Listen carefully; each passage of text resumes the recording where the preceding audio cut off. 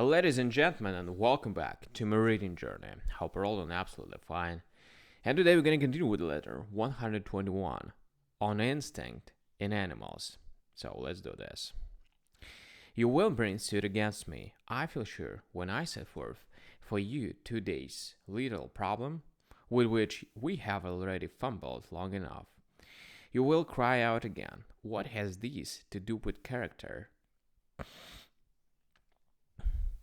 Cry out if you like, but let me first of all match you with other opponents against whom you may bring suit, such as Posidonius and Archimedes. Archimedes. Archidemus. These men will stand trial. I shall then go on to say that whatever deals with character does not necessarily produce good character. Man needs one thing for his food, another for his exercise, another for his clothing, another for his instruction, and another for his pleasure.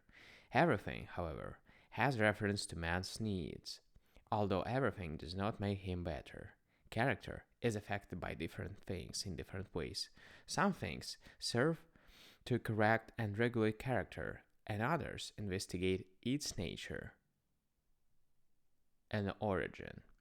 And when I seek the reason why nature brought forth man and why she set him above other animals, do you suppose that I have left character study in the rear? No, that is wrong. For how are you?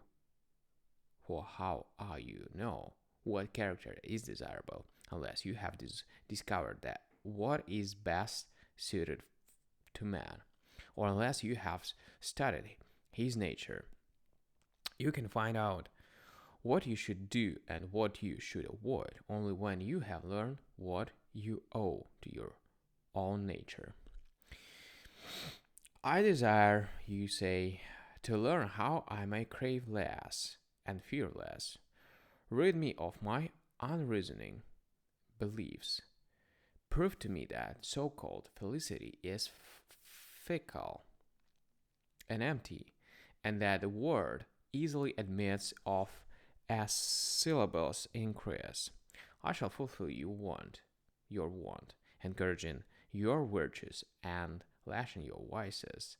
People may decide that I am too zealous and reckless in this particular, but I shall never cease to hound wickedness, to check the most unbridled emotions, to soften the force of pleasures, which will result in pain, and to cry down man's prayers.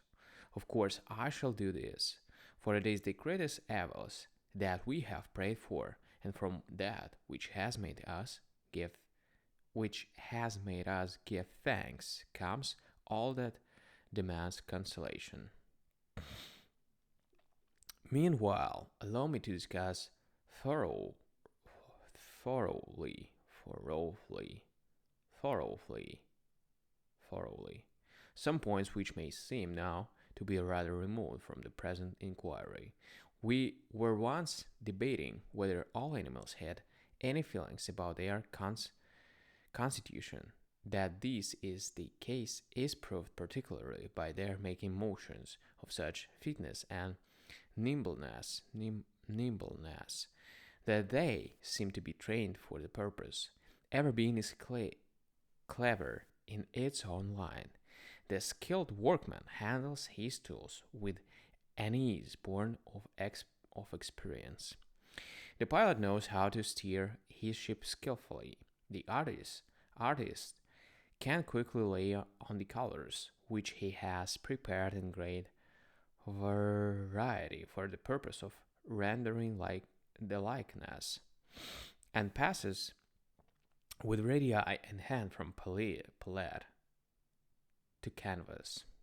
In the same way, an animal in agile in all that pertains to the use of its body, we are apt to wonder at skilled dancers because their gestures are perfectly adapted to the meaning of the piece and its accompanying emotions.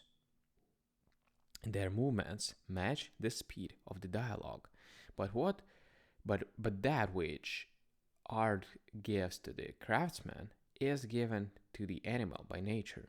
No animal handles its limbs with difficulty. No animal is at a loss how to use its body. This function they exercise immediately at birth. They come into the world with this knowledge. They are born full trained.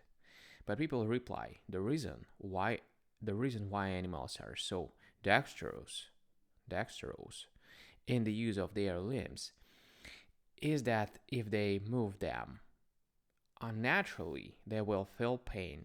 They are compelled to do thus, according to your school, and it is fear rather than willpower which moves them in the right direction. The idea is wrong.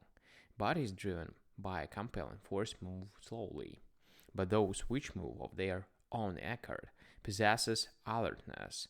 The proof that it is not fear of pain which prompts them thus is that even when pain checks them, they struggle to carry out their natural motions.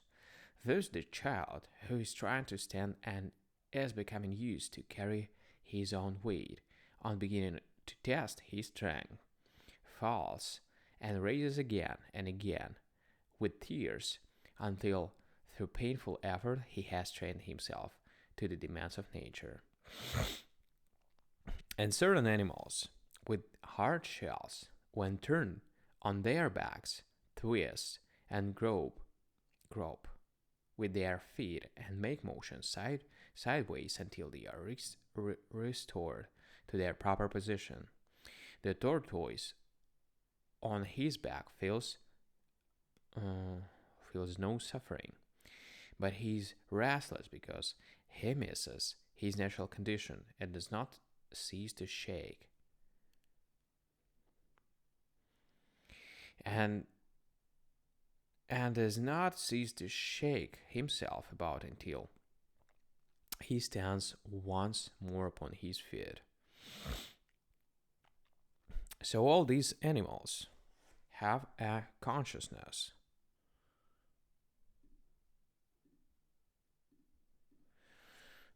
of their physical constitution, and for that reason can manage their limbs as readily as they do, nor have we any better proof that they come into being equipped with this knowledge than the fact that no animal is unskilled in the use of its body.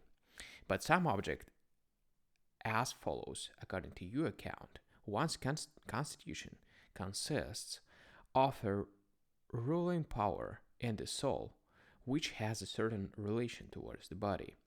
But how can a child comprehend this intricate and subtle principle, which I can scarcely explain even to you? All living creatures should be born logicians,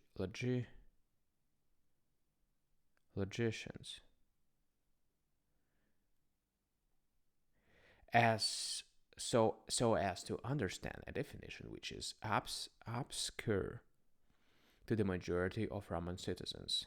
Your objection would be true if I spoke of living creatures as understanding a definition of constitution and not their actual constitution.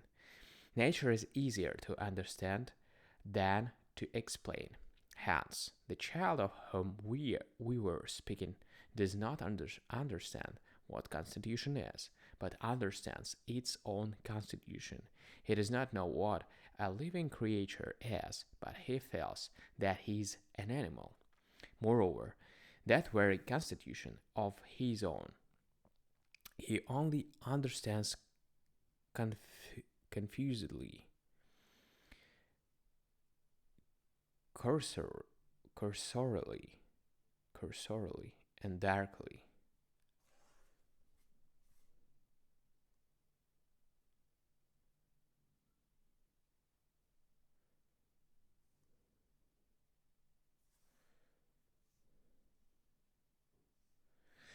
We also know that we possess souls, but We do not know the essence, the place, the quality of the source of the soul, such as is the consciousness of our souls, which we possesses, ignorant as we are of their nature and position.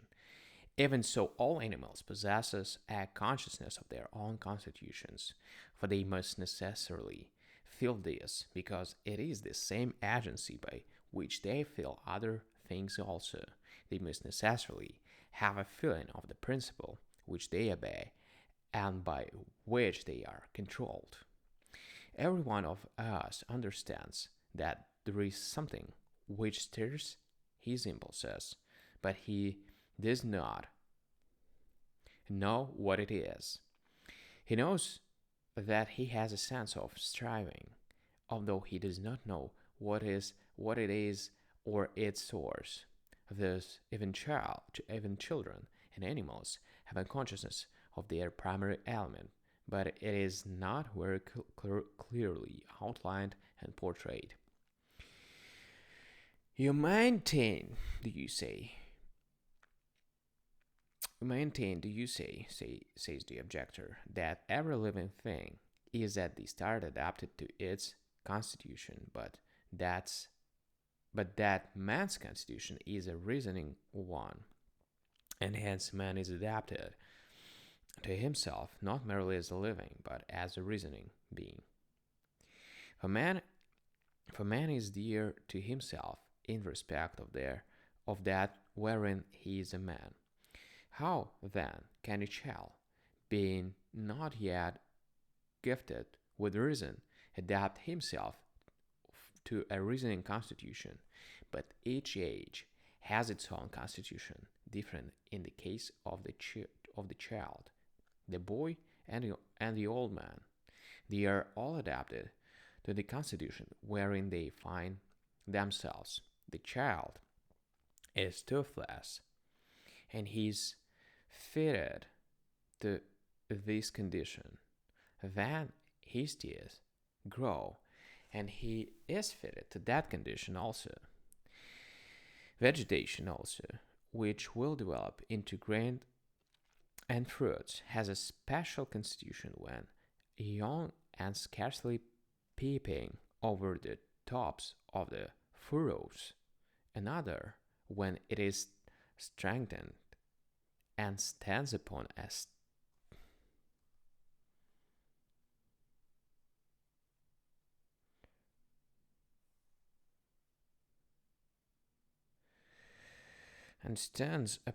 stalk which is soft but strong enough to bear its weight, and still another when the color changes to yellow.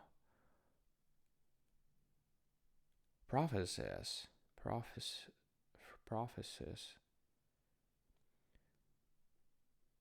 threshing time.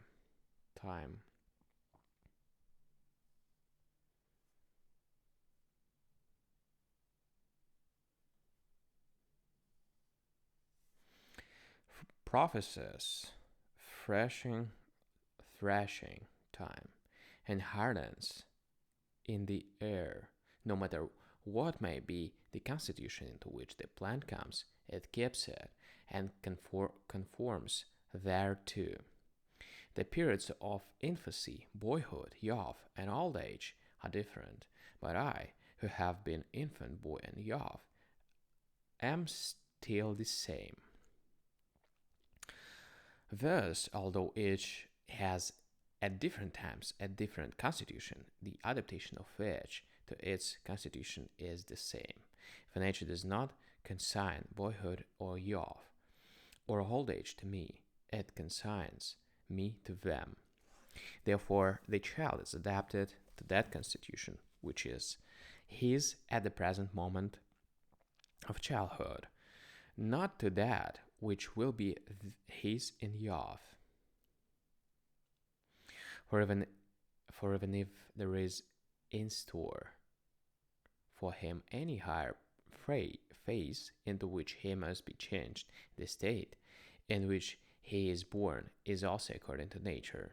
First of all, The living being is adapted to itself, for there must be a pattern to which all other things may be referred. I seek pleasure. For whom? For myself. I am therefore looking out for myself. I shrink from pain. On behalf of whom? Myself. Therefore, I'm looking out for myself. Since I gauge all my actions with reference to my own welfare, I'm looking out for myself before all else. This quality exists in all living beings, not engrafted but inborn. Nature brings up her own offspring and does not cast them away. And because the most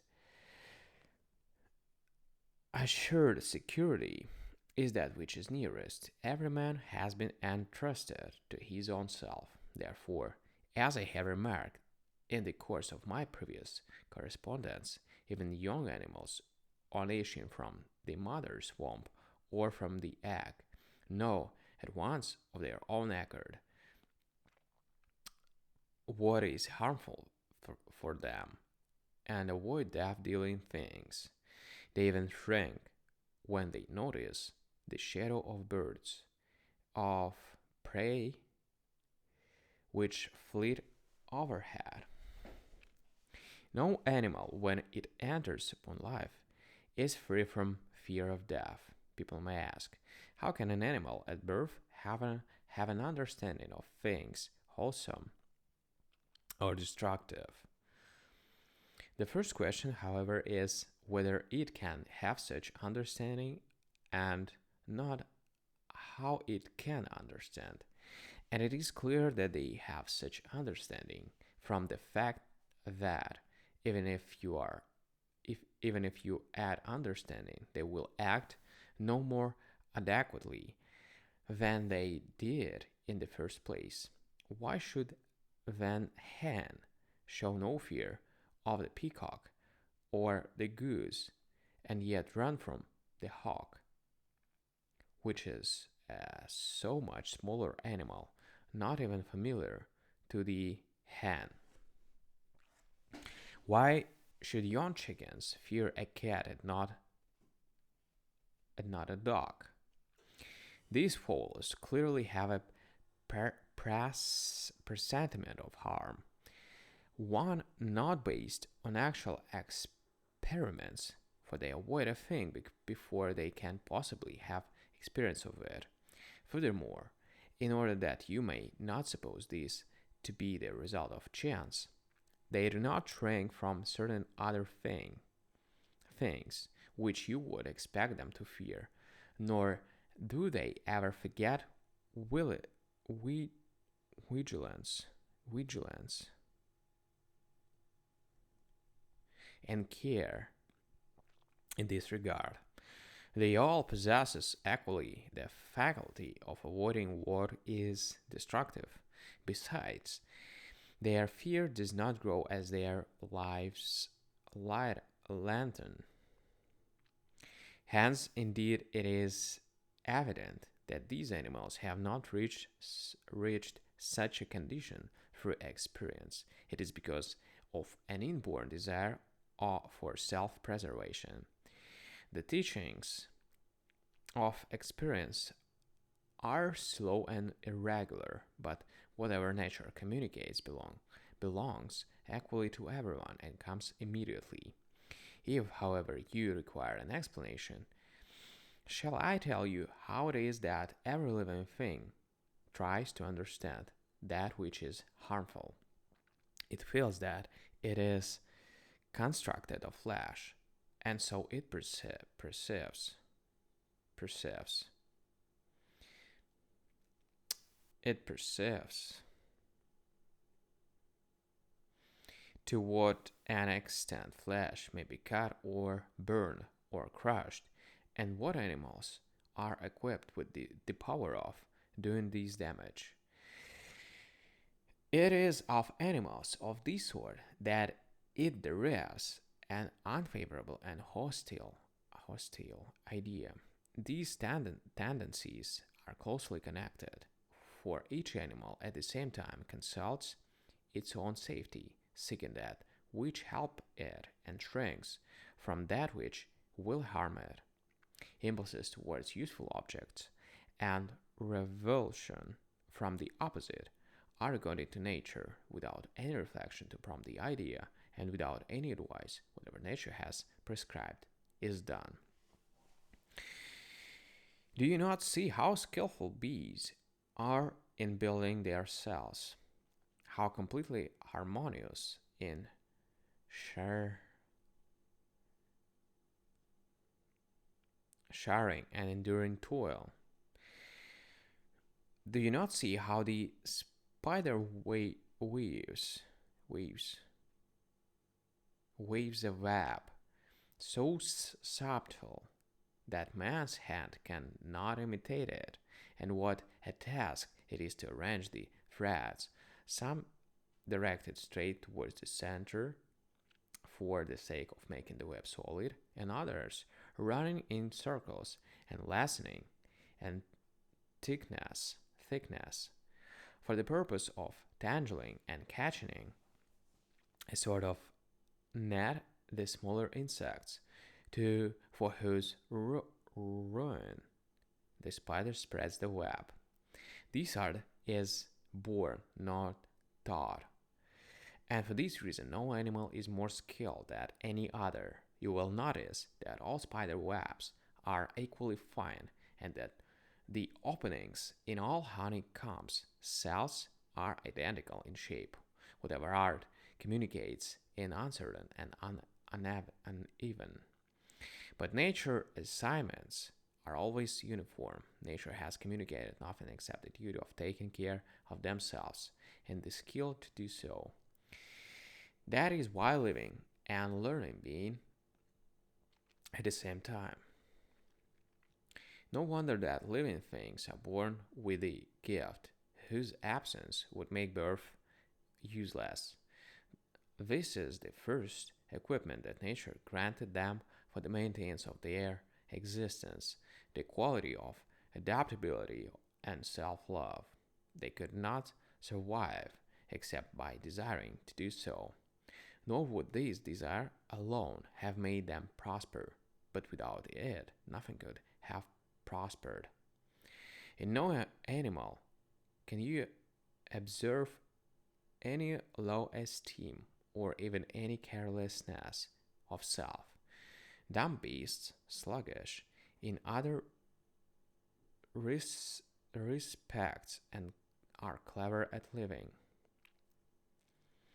So you will see that creatures which are useless to others are alert for their own preservation.